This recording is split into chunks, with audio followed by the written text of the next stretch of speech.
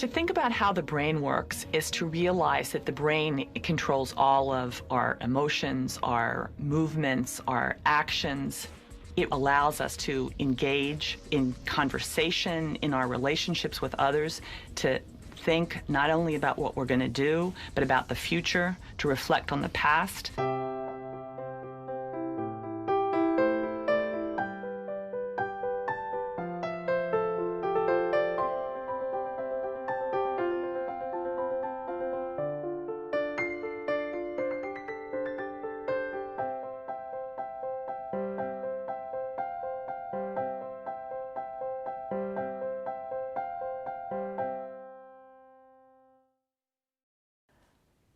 I have a type of motor neuron disease. It's called PLS, primary lateral sclerosis. PLS is an illness of the brain motor neuron. It's sort of as what happens in a stroke, and then the muscles stiffen. Debbie was always very athletic and the more coordinated of the two of us. She was a civilian female in a male army, and so she was used to fighting and standing up for herself and what she wanted and what she believed in. Neurologist Dr. Deborah Warden is on staff at Walter Reed Army Medical Center in Washington, D.C. I went to Walter Reed in '88, and several of us were working in the Defense and Veterans Brain Injury Center when the Afghanistan war started at the very end of '01. These wars in Afghanistan and Iraq needed a really sharp focus on concussion. Fortunately, we were in the right place and reached the right ears to contribute to that.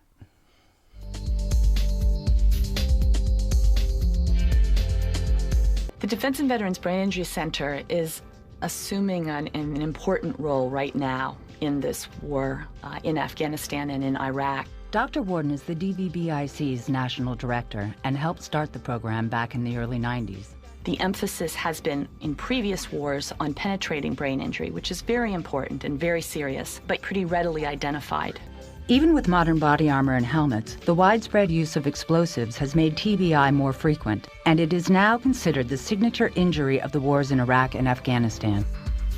Initially, all the people injured on the battlefield were sent through a Walter Reed.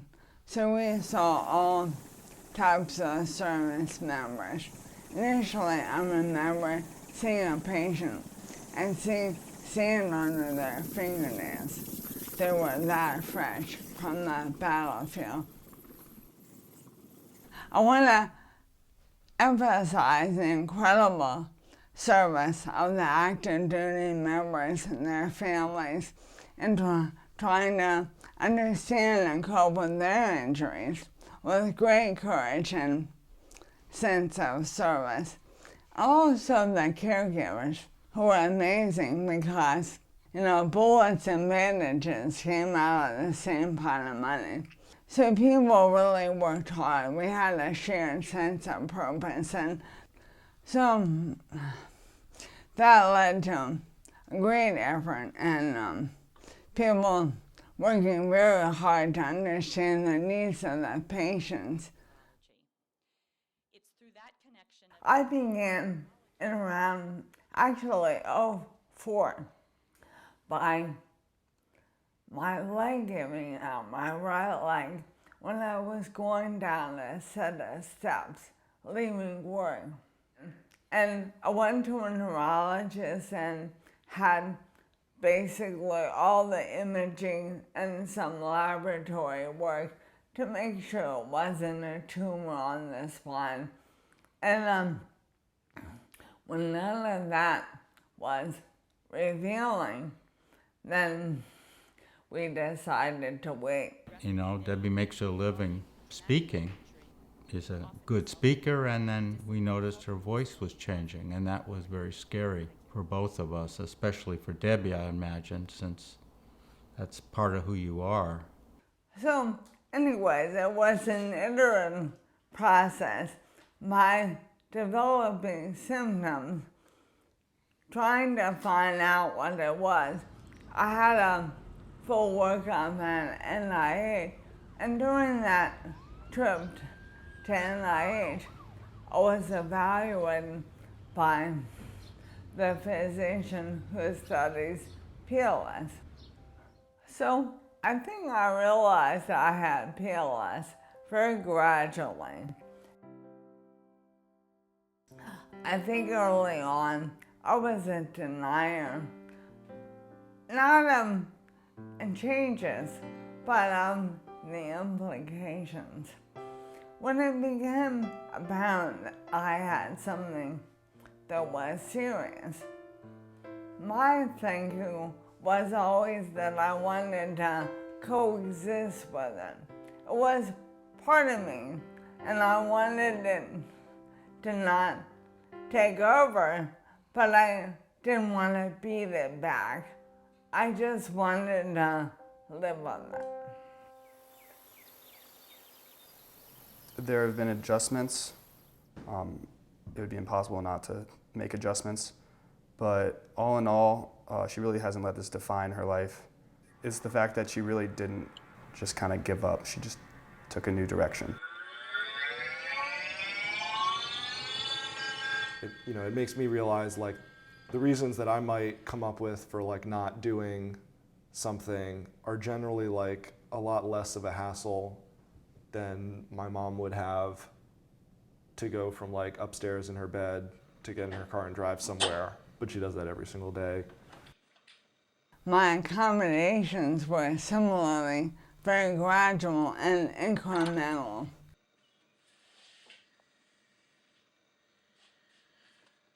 I still use forearm crutches, although I cannot walk as long of distances, but they're wonderful, and they've been a big help.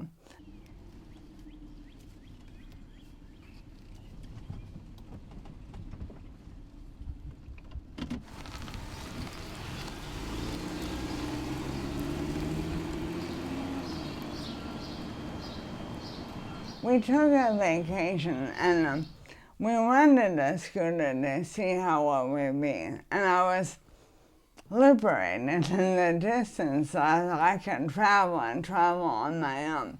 So we came home and I got a 3-wheel scooter.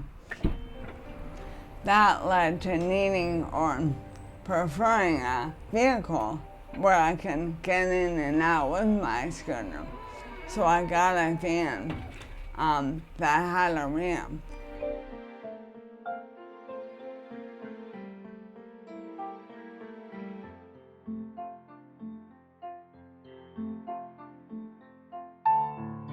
Three wheels lets you be more agile in the store and have a smaller turning distance.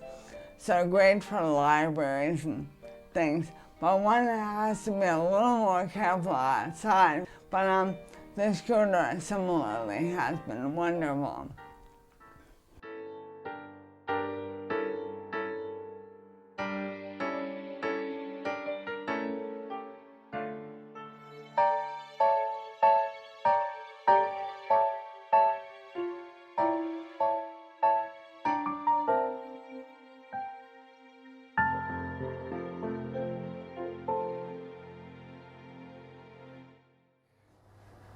Okay, first thing I'm going to do is flex your hip and your right knee. I actually have 6 half days that have some physical activity. Keep your hip angle where it is, and I want you to very slowly straighten your right knee. Stretch and strengthening session Nice big inhale. 2 days a week. Exhale. Or and lift. have conditioning Straighten and knee. strengthening Lift. 2 afternoons a week. Lift. Lift. Is it too much? Bend your knee and relax. And that's and Western approach. And I respect it and I practice it. But much more helpful is the Eastern approach. If you're having this now, this and that is out of balance. So you can start to do this with your diet and that with your daily routine, and it will be helpful. The Ayurvedic piece has really been remarkable, and it began almost coincidentally. I wanted to see if I could incorporate some of it into my medical practice, but it was also as I was beginning to develop symptoms. So it suddenly had a relevance in terms of what can it offer me as I deal with whatever I have. The ashram has been very helpful, I say, for letting me wrap my head around what's going on by being in solitude for some days. My ashram and my yoga life is wrapped around me and helps my head a lot.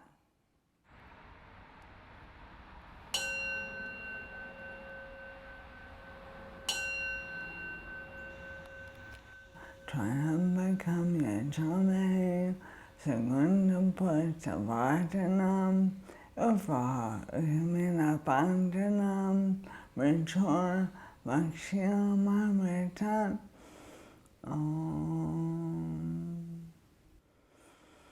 And that's a Sanskrit prayer for travels and living. And as I said, is how I open my water yoga classes.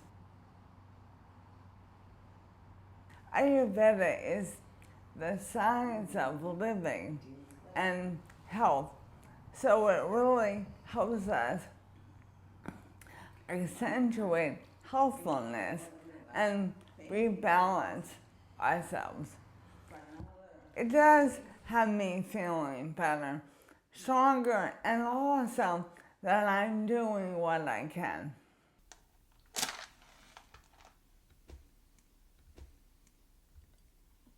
I think as I look back, I've absolutely been drawn to Jewish people all my life. So my background was Protestant, but with the sense that I was ecumenical. It wasn't, it was firmly Christian, but not sharply defined. And then in medical school was a housemaid with this dear friend who's Jewish and kosher. So at that point, I became more aware of traditions. Ultimately, I met Neil, and we decided to marry. And he felt strongly that he wanted his sons to have bar mitzvah. So we started going to a nearby synagogue. And I loved the people, and I loved the clergy. And I would go to the classes, and I really felt at home. I remember approaching our rabbi in his office and telling him I wanted to make it official and become officially Jewish. He looked up and he was very surprised and happy, and said, "Oh, I did not know that's why you made the appointment. I thought maybe we're coming to talk about the troops at Walter Reed." So that was a nice start, very welcoming. I do call it becoming officially Jewish because it's been in my bones for some time. And it does help me with this the sense of community and spirituality. You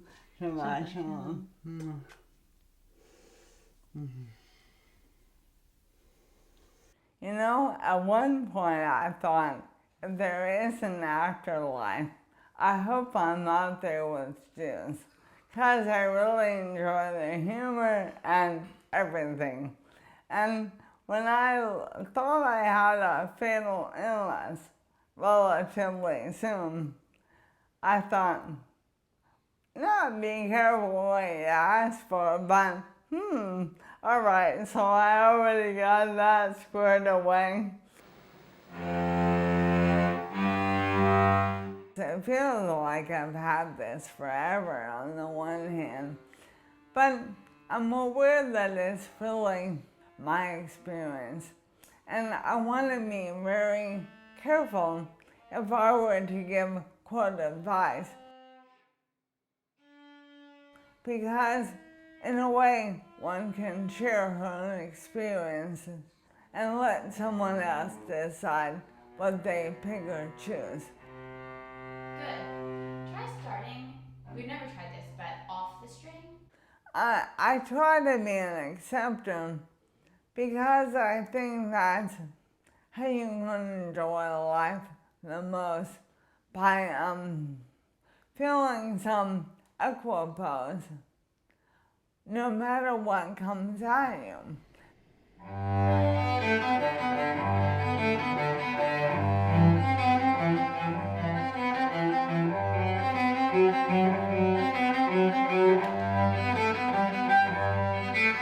It's all external, ultimately, so that calmness within, that communication with the spark of divinity that each of us has, is very comforting and real to me.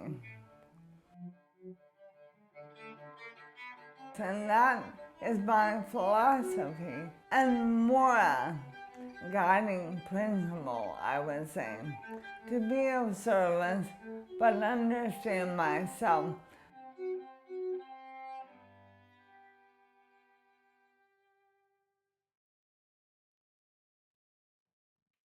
For someone newly diagnosed, I would emphasize that she or he is still the same person. And to remember that people's reaction ultimately has more to say about the other person than about them. There have definitely been gifts through the illness, and the more I let go and don't try to be in control, the more amazing things happen. I feel as though each of us is on a journey. It's our life, and we hope it will be long and full.